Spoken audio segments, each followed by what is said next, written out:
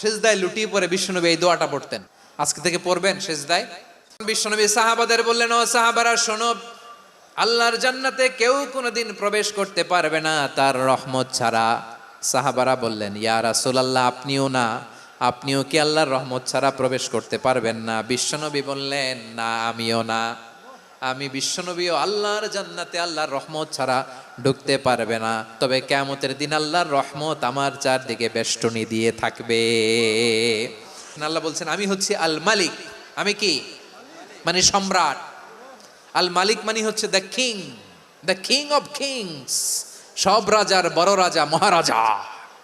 তার চেয়ে বড় রাজা আর কেউ নাই, তার চেয়ে বড় সম্রাট আর কেউ নাই, তার চেয়ে বড় ক্ষমতাধর সত্তা মহাবিশ্বে দ্বিতীয় কেউ নাই। চিৎকার করে বলেন ঠিক কিনা? তিনি আল মালিক। আল মালিক মানে ক্ষমতাধর, ক্ষমতার মালিক। আমার আল্লাহর আরেকটা সুন্দর গুণবাচক নাম হচ্ছে আল মালিক। কি নাম? আল মালিক মানে দ্য কিং, রাজাধিরাজ, সব রাজার বড় রাজা, মহারাজা। এরপরে 4 নম্বরে আল্লাহ বললেন আল কুদ্দুস। তিনি হলেন আল কুদ্দুস। আল কুদ্দুস মানে হচ্ছে অতি পবিত্র, মহাপবিত্র, the most holy, the absolutely pure, যার কোনো খুঁত নাই।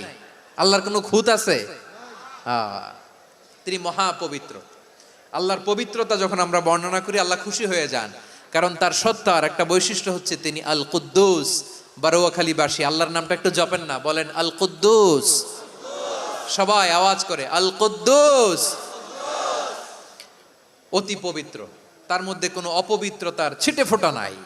মহাপবিত্র, the most pure, the most holy, অতি পবিত্র। ফেরেশতারা বলেছিল, আল্লাহ আপনি মানুষ কেন বানাবেন? নাহনু নুসাব্বিহু বিহামদিকা ওয়া নুকদ্দিসু লাক। এই যে নুকদ্দিসু কুদ্দুস পাইছেন? তারা বলেছিল, আল্লাহ মানুষ কেন বানাবেন?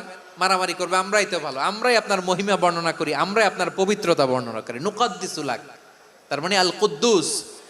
আবার আমার নবী যখন সিজদায় লুটিয়ে পড়তেন, আম্মা জানা এসে বলেন, আমরা তো সিজদার মধ্যে